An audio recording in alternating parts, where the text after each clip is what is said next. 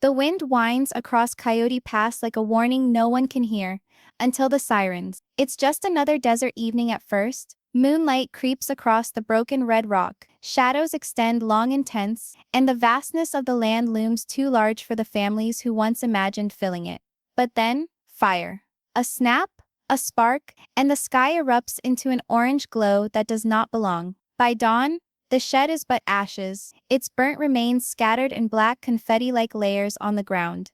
A teenager lies in the hospital, bandages covering skin that had no right to feel fire. And the desert, so vacant, mere hours earlier, is now abuzz with whispers. Whispers of fault, of secrets, of decisions made too hastily. Whispers that will not remain buried. The headlines move quickly.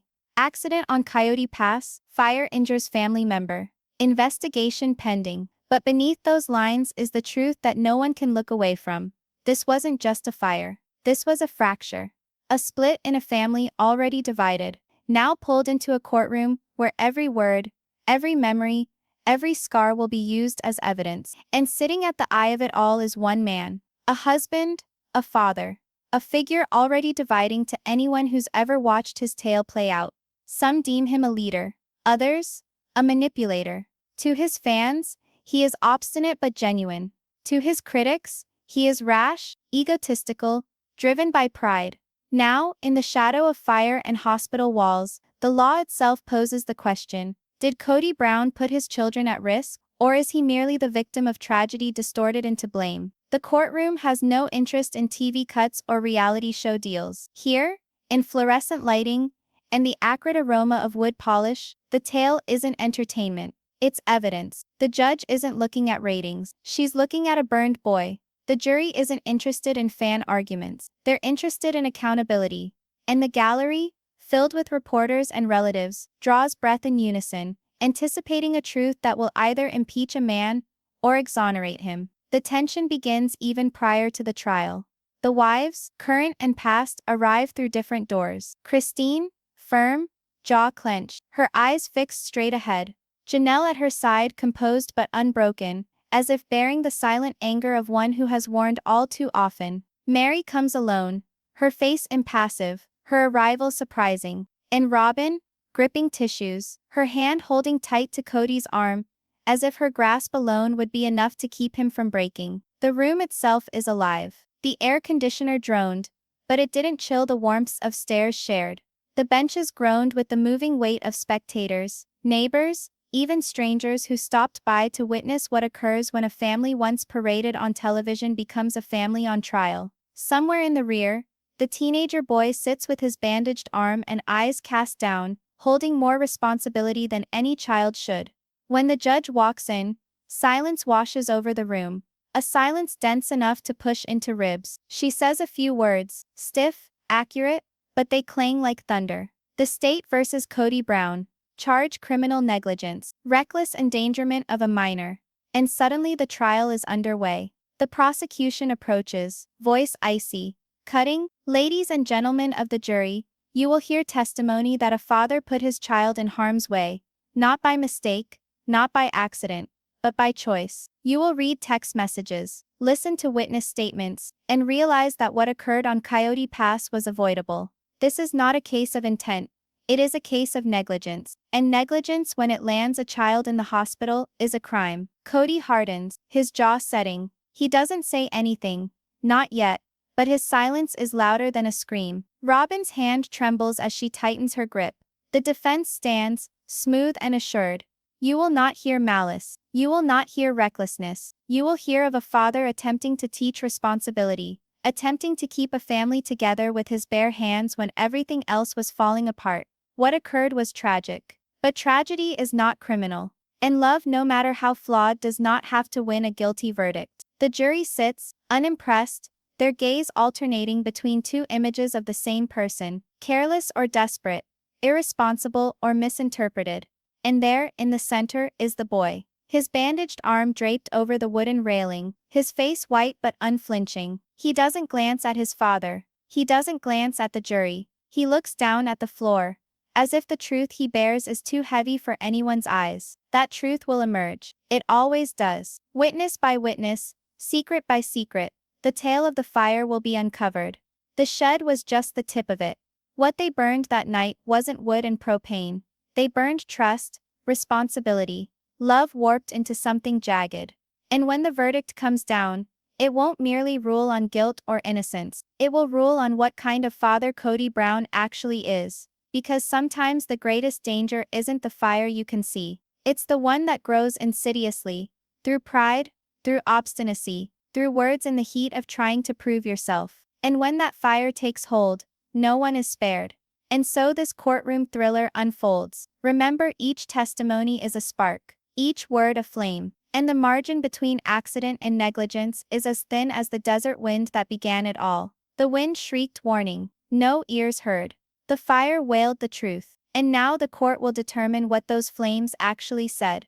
Before we proceed any further, ask me in the comments, is it still love or is it negligence? When a parent takes shortcuts to save the family, the courtroom's faintly lemon-scented air is that of cleaner and rotting wood, the kind that recalls every admission and rejects every falsehood. Fluorescent lights reflect off smooth benches, and air conditioning murmurs like an anxious witness. Cameras are forbidden, but the atmosphere is one of television station anyway. Half the public inhales in unison, anticipating a noise that signifies something, a gavel, a gasp, the creak of truth. Kody sits at the defense table, jaw set square, tie knotted too tightly, eyes scanning the gallery for someone who resembles an ally. Robyn stands as a statue next to him, fingers interlaced, lips set into a line of hopeful intent that quivers at the edges. Across the aisle, Christine and Janelle sit side by side, eyes straight ahead, their stance firm, the unspoken determination of individuals who are finished asking nicely. The indictment is lettered in script that appears too tiny to describe the harm that they title criminal neglect, aggravated endangerment of a child. Charges are charges until witnesses add fire, until a jury feels the ember with their own hands. The judge, a methodical woman with her silver hair tied back and eyes that see everything, lifts up the case folder as if it weighs more than it does. State, are you ready to go? The prosecutor, Reed Whitmore, lean unblinking, stands ready, Your Honor. Defense, Kody's lawyer, a smooth-toned litigator by the name of Miles Darden, stands in a whisper of well-tailored wool. Ready for the truth, Your Honor. Christine doesn't blink. Janelle's hands lie on her knees, knuckles white but still. The judge nods toward the jury box. Ladies and gentlemen, you'll hear evidence that a decision made on a windy night at Coyote Pass put a child at risk. You'll also hear that the defendant believed he was protecting his family, not endangering them.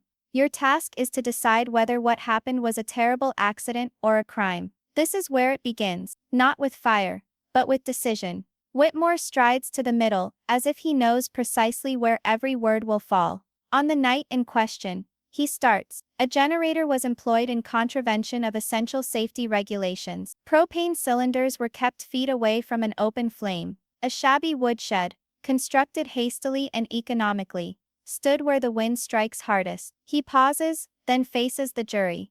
A teenager was hospitalized with burns, and we will demonstrate to you something straightforward. He shouldn't have. Robyn's breath hitches. Kody's jaw spasm. The muscle there is like it wants to bolt. Darden strides in as soon as the door is surrendered. What you won't hear, he tells me, is intent to harm. You won't hear malice. You'll hear of a father, flawed yes, attempting to keep a family bound together with his hands, because sometimes he had nothing better. You'll hear of gusts of wind that shifted, an odd spark, an instant nobody could anticipate. He becomes softer, and you'll hear the boy heal, because even when life is in flames, families attempt to repair. Christine glances away at that, something like sympathy flickering on her face, then hardening again to determination. Hold here and take a breath. The next thing you hear will divide this room in two. The first witness is a fire inspector, Alvarez, broad-shouldered, weathered, still with the sun baked into his skin. He puts a thick report on the stand, palms down. Wind advisory that day, 40-mile gust. The shed was north-facing. Its open slats meant embers could ride the gust right inside. The generator? Improperly ventilated. The propane tanks were closer than they should have been. Close? Whitmore asked. 6 feet.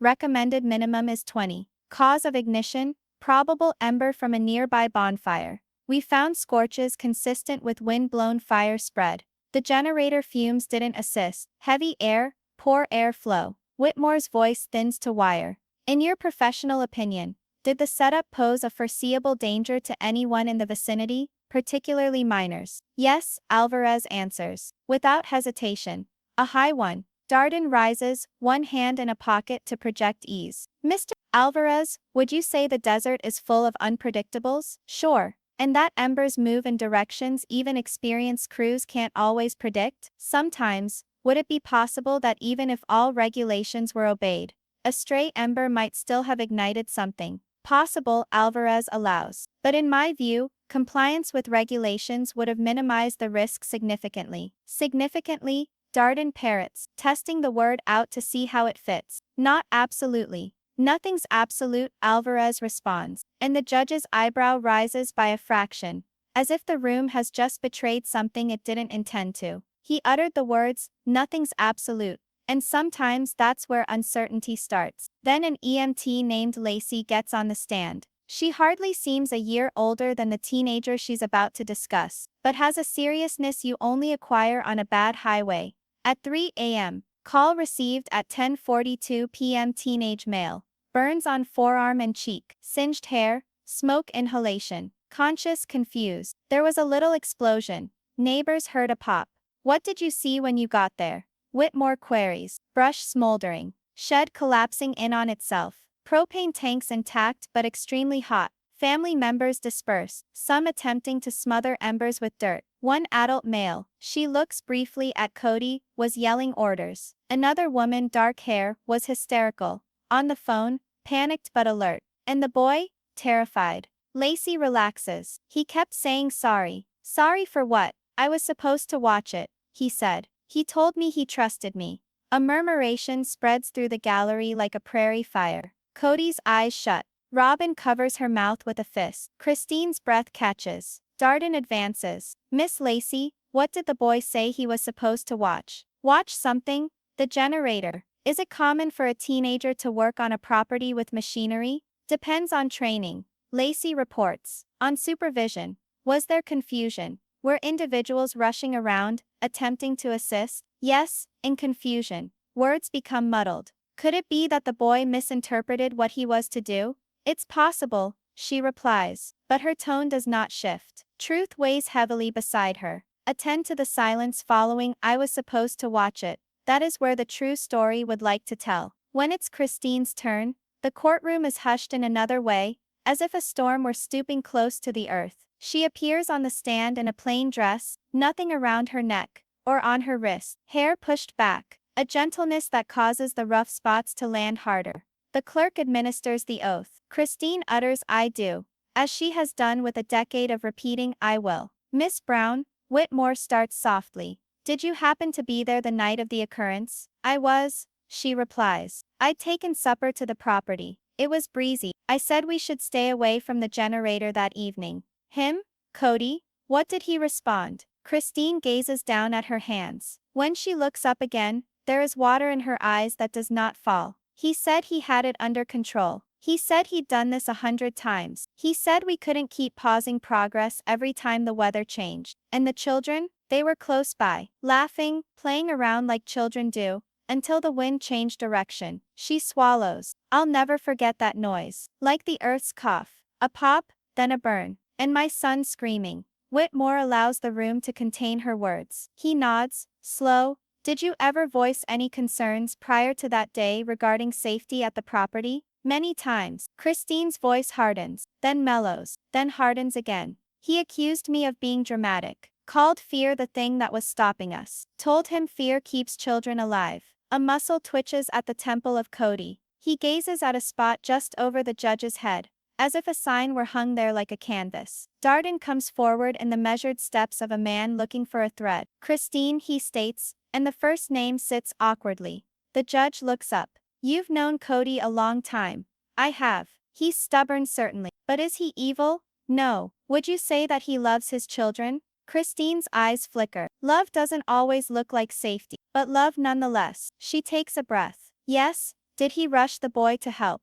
Did he try to put out the fire himself? Did he? Yes, Christine says. He did everything you're about to list. After it was too late. Even love can arrive late to a fire. Janelle's account is more restrained, such as the record of guarded words. She speaks of texts sent regarding code compliance, regarding tank placement, regarding hiring a professional evaluation prior to any further DIY weekends. She reads from a message from Kody. We can't bleed money on tofu rules. I know how to run a generator. Tofu? Whitmore parrots back. An eyebrow raised. Soft is what he meant, Janelle says. I think. She breathes out. He meant he didn't want rules holding him back. Why did you get so worried? Because wind doesn't listen to what you mean. Then softer.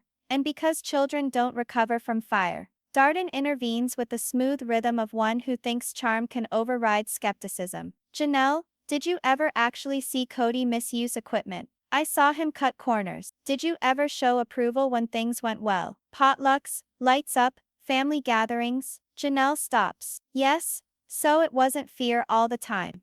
There was joy and progress and until there wasn't, she says. That's how negligence works, Mr. Darden. It feels fine, right up until it doesn't. A whisper quickly stifled. If you've ever seen a plan teeter on the verge of collapse, you know the sound we're hearing now. Now it's Kody's turn. He doesn't go on the stand yet. That will happen later. But the court permits him to speak to matters of procedure at the table.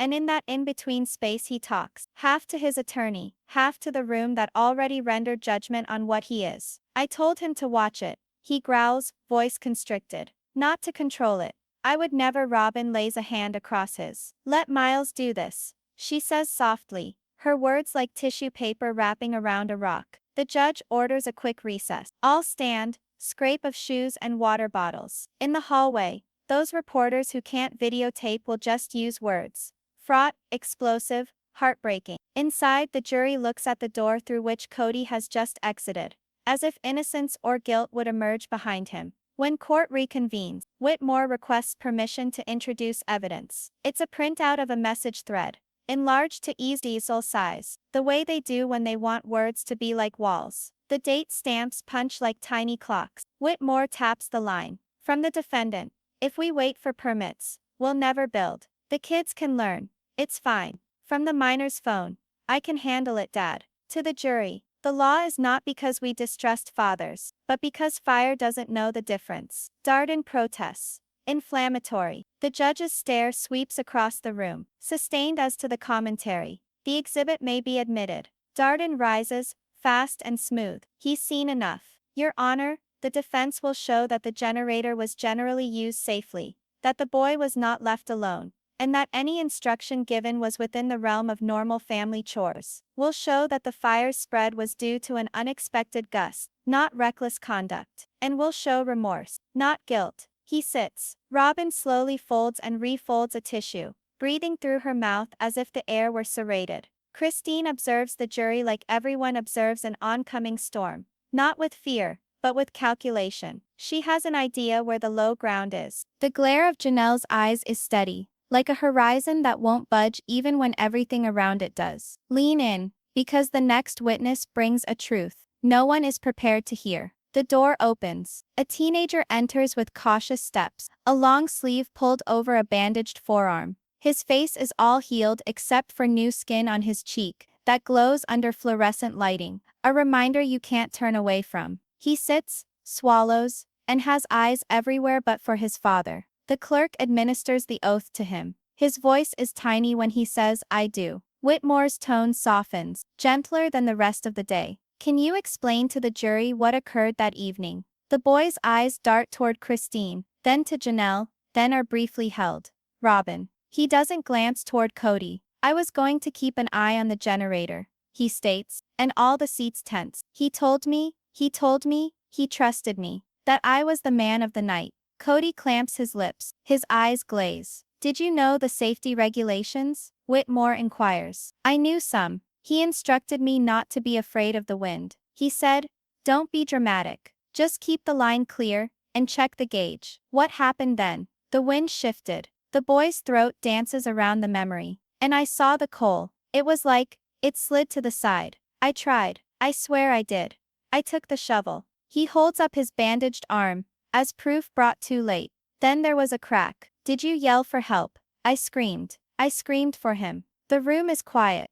And did he come? The boy nods, eyes flashing now. He came running. He screamed my name so loud it seemed like the wind halted. Do you blame him? The boy gazes at table wood grain until it ceases swimming. I don't know what blame is, he says. I just know I was afraid. A sound breaks from Robyn that is not a sob and not a word. It's the sound that grief makes when it can't find a chair. Darden intervenes, soft. You're courageous, he tells the boy. May I ask you something simple? Did your father show you how to run the generator?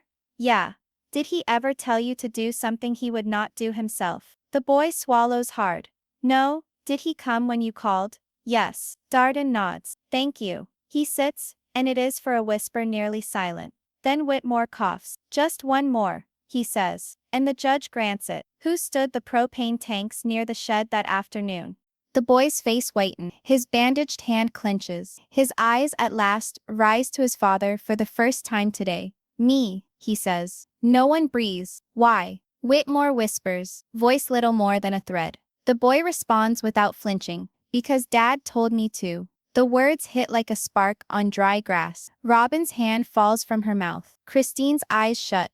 Janelle lets out a sound that could be a prayer or a verdict. Kody looks at his son, and whatever he's about to say incinerates before it finds air. And that is when the room actually erupts into flames. The silence following the boy's words is more oppressive than the smoke that had hung in the shed. Everyone in the courtroom senses it. Jurors caught halfway through a blink, pens poised over paper, reporters scratching for adjectives that fail them. The boy fidgets in his seat, pulling at his sleeve to cover the bandages. Kody glares at him, but the expression isn't paternal. It's conflicted between fear and shock, as if the floor just opened up under him. The judge rests her glasses on the bridge of her nose, firm and decisive, shattering the silence before it can strangle the room. We will have a brief recess, she states, though her voice has the weight of a pronouncement already spoken. The gavel rings once, crisp as lightning. The gallery breaks out, not with noise, but with movement. Individuals incline toward one another, whispering like co-conspirators in pew cushions. Christine uncoils her purse, slowly, her hand brushing against Janelle's. A silent reassurance passed without speech. Robyn bends near Kody, her lips racing, her tissue crumpled to mush in her fist. The boy does not glance back at any of them. He accompanies the bailiff out the side door, slumping his shoulders as if confessing had taken more out of him than the fire ever did. There is a moment in every courtroom that determines whether the trial becomes a tale of law or of blood. This was that moment. When court is back in session, the air is fresh. The jury continues to look at the easel of enlarged messages, but now it's the words of the boy resounding, filling every space between letters. Whitmore, the prosecutor, stands up first, his gaze stern. He doesn't pace this time. He simply addresses the jury and states, "You heard it yourselves. The child admitted he rolled those tanks because his daddy instructed him. Negligence isn't a freak occurrence, it's a series of choices, and last night you saw who forged the chain." Darden springs up like a coiled spring. Objection? Counsel is testifying. Sustained, the judge says, but her voice isn't hard. Nearly exhausted. Whitmore lowers his head slightly, withdrawn, but the words are already written on the air. The second witness comes as a surprise. Meri. She hasn't been seen in the limelight recently. Not in this household.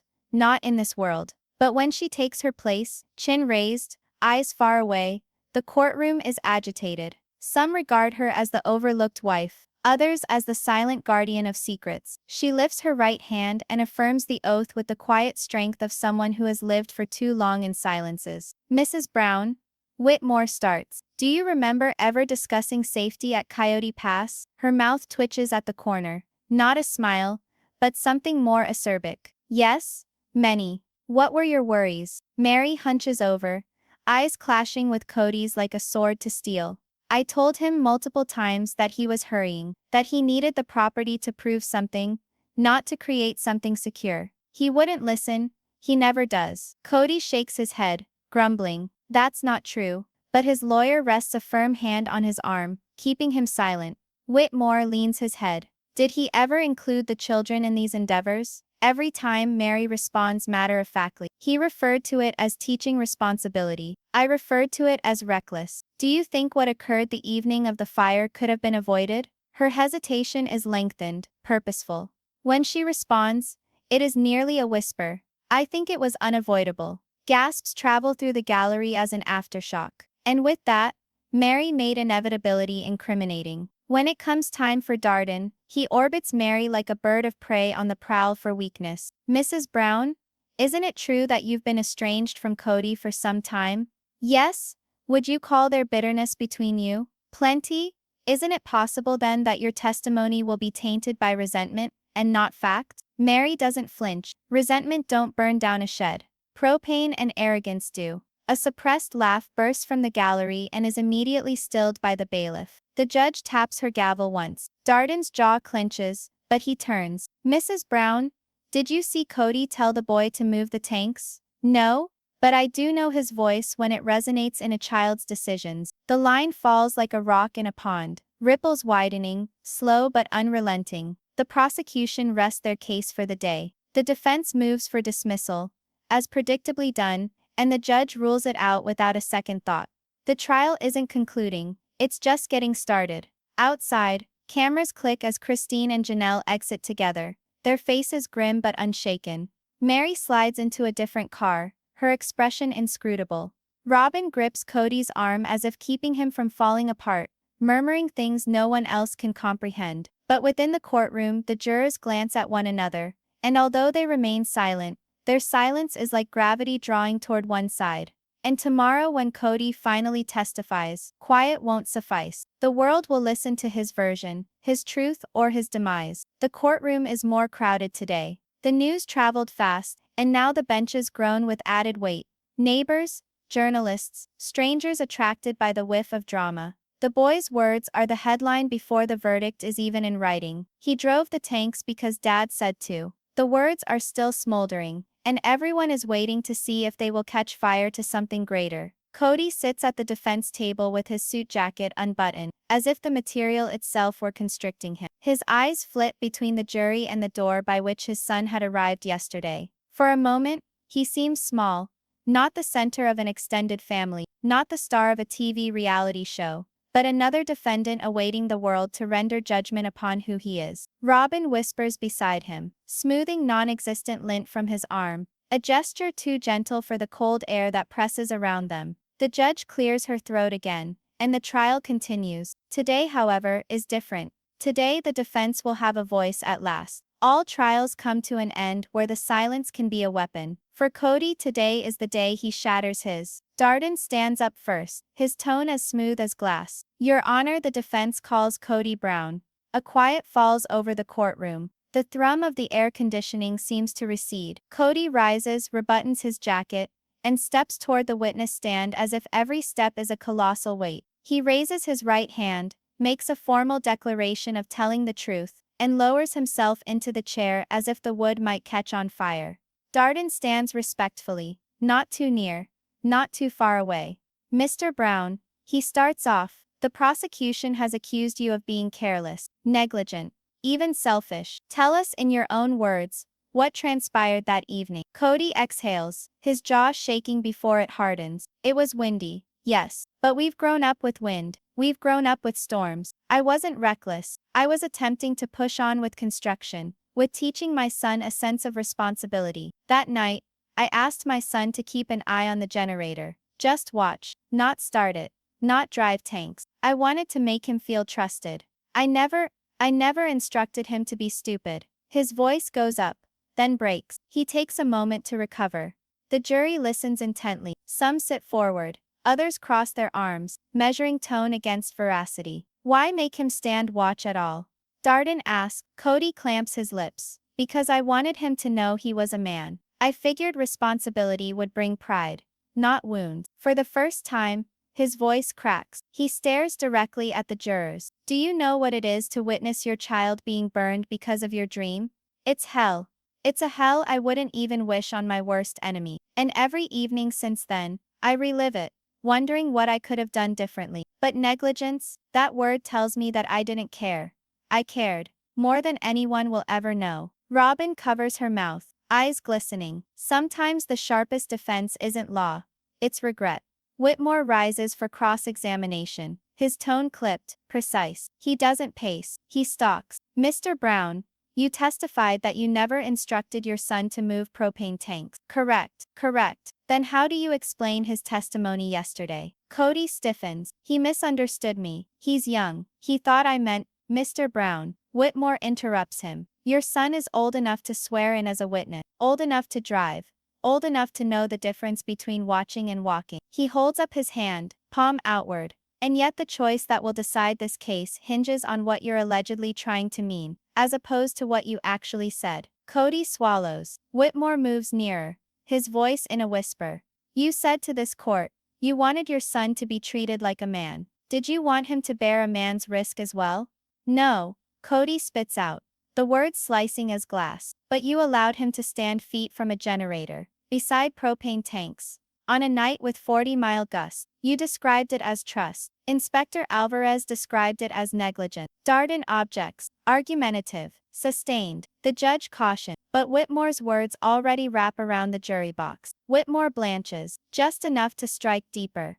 Mr. Brown, negligence is not about malice, but a choice. Did you make a choice that evening? Kody's throat constricts, his eyes flash to his wives. Christine's jaw clenched, Janelle's gaze steady. Meri's expression impassive. Only Robyn nods, a silent encouragement in her tear-stained eyes. Then he responds, yes, I made a decision.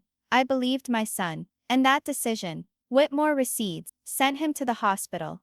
The words hang there, weightier than any gavel. When truth is as close to guilt as this, even silence sounds like confession. The defense tries to recover by calling character witness. A family friend testifies that Kody always preached safety, always carried first aid kits, always double-checked firewood piles. A contractor swears Kody asked about ventilation once during a site visit. Even Robyn takes the stand, her voice trembling, as she insists, he's not reckless, he's just desperate to prove himself. To us, to everyone. And with each sentence, Christine's unwavering gaze from the stands carries greater weight than Robyn's tears. Then there's the surprise no one sees coming. Whitmore demands one last witness. A specialist in child psychology, Dr. Sarah Thompson, steps into the witness box, unruffled, detached, the sort of demeanor that makes truth seem inevitable. She describes how children learn responsibility when they're assigned jobs that exceed their maturity. When a parent says to a child, he's the man of the night, that child hears it as absolute. It doesn't matter if the parent only meant to give confidence. The child will take on the burden and the risk, as if the safety of the family hung in the balance. She gazes squarely at the jury. It is not mere negligence of equipment. It is negligence of trust. Kody lowers his head into his hands. Negligence of trust. 3 words heavier than any fire. The trial concludes with the courtroom in stunned silence. The jurors don't meet each other's eyes, as if fearing to acknowledge what they're already thinking. Christine bends her head into Janelle, saying something that makes Janelle's lips purse tight. Not with anger, but grim satisfaction. Kody and Robyn sit motionless as if the world has already moved against them. The gavel comes down, adjourning the entire group for the day, but no one departs lighter than they arrived. And tomorrow, when Christine herself appears on the stand once more, the flames won't be solely about propane. They'll be about betrayal. The courtroom is heavier today, as if the gravity of yesterday's testimony has permeated into the walls. Even jurors arrive differently, slower and more guarded, with the silence of individuals who've witnessed too much truth and understand more is yet to come. Christine sits near the front, her back straight, her face calm but unreadable. This isn't the Christine who laughed with her children under string lights, nor the Christine who once fought quietly for space in a marriage stretched too thin.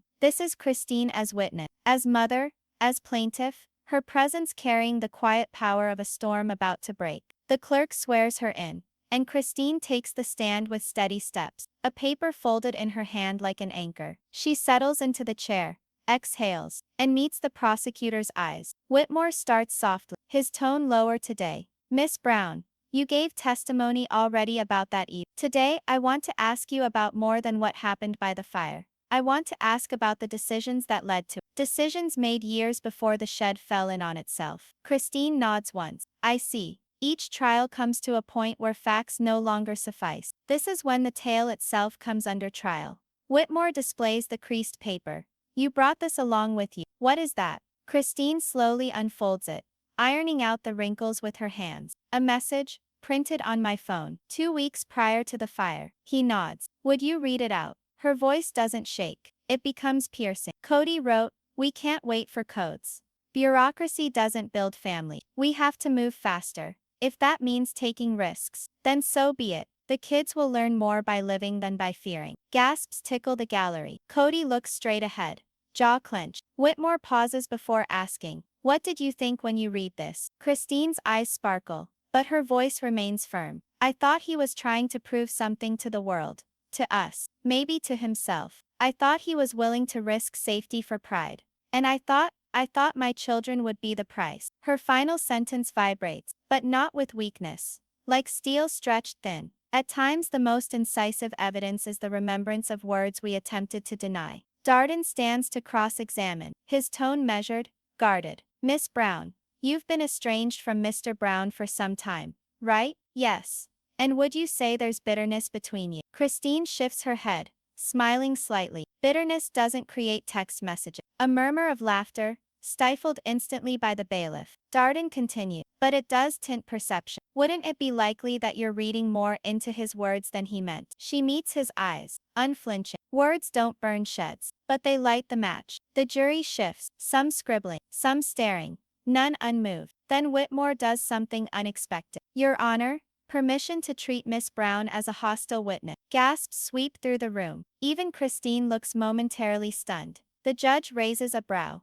On what grounds? Because her testimony could cut both ways. She knows the defendant well. Her allegiance might still hold her in ways unknown. The judge pauses, then nods. "Granted, continue." Whitmore faces around, voice stronger now. "Christine, do you still love Kody?" The room freezes. Robyn tenses. Meri blinks. Janelle purses her lips. Christine's glance shoots to Kody, then away. "Not the way I used to. But you did?" "Yes. And somehow, someplace in you still." There is a silence. Then love and love are not the same. And trust is lost. The response cuts sharp, but the air is not stirred. Even love can live through ember, but trust dissolves into smoke and never comes back. Whitmore strikes next at the heart. "Christine, what is it that you most fear? If this jury fails to convict." Her voice trembles, then finds its footing again, rising like a wave. "That he'll continue to teach our children that rashness is bravery. That he'll continue to refer to irresponsibility as love. That one day the fire won't consume just a shed. It'll claim a life." Gasps ripple once more, this time louder. The judge bangs her gavel, but the sound cannot silence the resonance of Christine's words. The defense attempts to recapture ground by calling Robyn last. She ambles slowly, gripping tissue, her face white. She swears in shaking fingers and sits down, immediately wiping at her eyes. "Mrs. Brown." Darden starts gently. "What is it that you'd like this jury to know about your husband?" "Not reckless," she says softly. "He's desperate. He's been attacked by the world, by family walking away, by everyone questioning. That night he wasn't irresponsible. He was attempting to show himself that he still counted. He made our son stand watch, because he believed in him. He didn't want him to be scared." Tears run down her cheek. This has nothing to do with negligence. This has to do with a man trying to keep his family intact. A few jurors glance away, touched but torn. Others remain hard, untouched by the tears. Whitmore moves closer, speaking firmly. "Mrs. Brown, do you think love justifies negligence?" Robyn's throat constricts, lips shaking. "No, but I think intent counts." "And intent," says Whitmore, "don't extinguish fire."